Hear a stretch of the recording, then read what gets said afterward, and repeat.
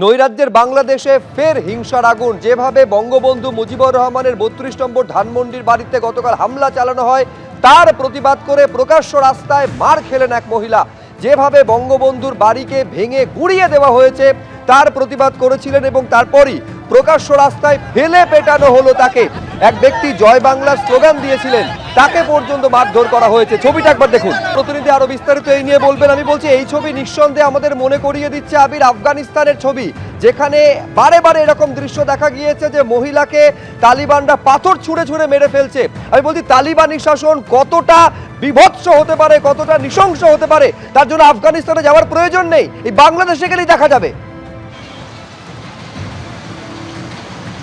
এবং তার সঙ্গে সঙ্গে বার্তা খুব স্পষ্ট। একদিকে যেমন আমরা দেখেছি যে সরকার যখন পতন হচ্ছে, হাসিনা সরকারের পতন, ঠিক তখনই যেভাবে শেখ মুজিবুর রহমানের মূর্তিতে, আবক্ষ মূর্তিতে যেভাবে ঘটনা ঘটেছে মূর্তিকে কেন্দ্র করে, এবং তার সঙ্গে সঙ্গে যেভাবে ভাঙচুরের প্রক্রিয়া চলেছে, তাতে কোনোভাবেই বাংলাদেশের ইতিহাসে শেখ মুজিবুরের যে ভূমিকা এবং তাদের স্বাধীনতার ক্ষেত্রে শেখ মুজিবুরের যে ভূমিকা, সেই ভূমিকা মানতে নারাজ যারা এই ঘটনা ঘটাচ্ছে।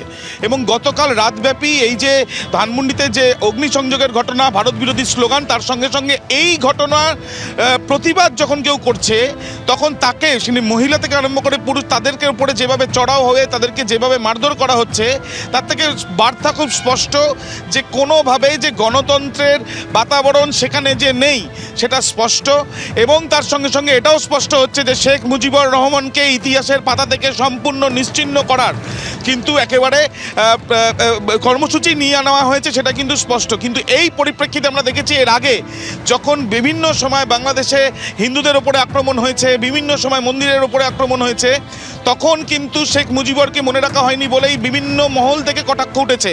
বাংলাদেশের অনেকেই সেই বিষয় নিয়ে বিভিন্ন যুক্তি খাড়া করার চেষ্টা করেছিলেন। কিন্তু এবার যেভাবে মুজিবুর রহমানের এই ধানমন্ডির সেখানে যে বাড়িতে, সেখানে যেভাবে হামলা চালানো, সেখানে যেভাবে অগ্নিসংযোগের ঘটনা, এবং তারপর সেই ঘটনা কেন ঘটলো প্রতিবাদ যদি কেউ করেন, তাহলে সেই ক্ষেত্রে তার উপরে আক্রমণ হচ্ছে, কিন্তু সেইভাবেও কোনো রকম পুলিশি অ্যাকশন দেখা যাচ্ছে না। সেইভাবেও সরকারের তরফ থেকে কোনো রকম সদর্থক ভূমিকা নিতে দেওয়া দেখা যাচ্ছে না। অর্থাৎ বার্তা দেওয়া হচ্ছে সেটা সম্পূর্ণভাবে শুধুমাত্র তালিবানি যে বিভিন্ন ঘটনাগুলো আফগানিস্তান এর আগে সারা পৃথিবীকে দেখিয়েছে, আরও একবার বাংলাদেশ এই বড় তো এই ঘটনাগুলোকে দেখিয়ে প্রমাণ করে দিচ্ছে যে শেখ মুজিবুর রহমানকে তারা মানছে না, তার যে এনে দেওয়া স্বাধীনতা বা তার যে স্বাধীনতার পাওয়ার জন্য তার যে ভূমিকা, সেটাকে তারা মানছে না। তারা ইতিহাসের পাতা থেকে তার নামটা মুছে ফেলার চেষ্টা করছে। কিন্তু সেখানে যারা প্রতিবাদ করছেন, যারা জয় বাংলা স্লোগান দিচ্ছেন, তাদের উপরে এই আক্রমণ, সেই আক্রমণ কেন, সেই আক্রমণ আটকানোর জন্য কি ব্যবস্থা, পুলিশের কি ভূমিকা, এই বিষয় নিয়ে কোনো সদর্থক উত্তর ইউনিশ সরকার বা ইউনিশের এই অন্তর্বর্তী যে সরকার রয়েছে, যে অন্তর্বর্তী সরকারের তরফ থেকেও দেওয়া হচ্ছে না। যারা ছাত্ররা আন্দোলন করেছিলেন শেখ হাসিনার বিরুদ্ধে, যারা বিভিন্ন উপদেষ্টা হিসেবে রয়েছেন, তাদের তরফ থেকেও কিন্তু সেরকম কোনো রকম বার্তা দেওয়া হচ্ছে না। অর্থাৎ বিষয়টা স্পষ্ট, সামনে থেকে অনেক কিছু তারা দাবি করছেন, কিন্তু পেছন থেকে তারা শেখ মুজিবুর রহমানকে কোনো অবস্থায় বাংলাদেশের কোনো ইতিহাসের পাতায় বা তার কোনো চিহ্ন বাংলাদেশের মাটিতে রাখতে দেবেন না, এটাই তারা ঠিক করেছেন। সেটাই ছবিটা দেখে স্পষ্ট হচ্ছে।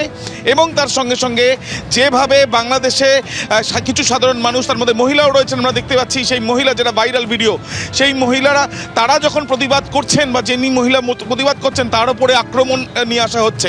অর্থাৎ পুরুষ মহিলা কিছু দেখা হচ্ছে না, যে যারাই এই প্রতিবাদ করতে যাবেন তাদেরই কণ্ঠ রোধ করা হবে, সেটাই কিন্তু স্পষ্ট হচ্ছে। একেবারে আবির, তুমি আমাদের সঙ্গে থাকো। নিঃসন্দেহে এই ছবি মানবতার লজ্জা, সভ্যতার লজ্জা। একেবারে ঘিরে ধরে শুধুমাত্র এদের অপরাধ বলতে ধানমন্ডিতে ৩২ নম্বর ধানমন্ডি শেখ মুজিবের বাড়ি যেভাবে ভাঙা হয়েছে, ভাঙচুর করা হয়েছে, প্রতিবাদ করেছিলেন, আর তারপর এই পরিণতি।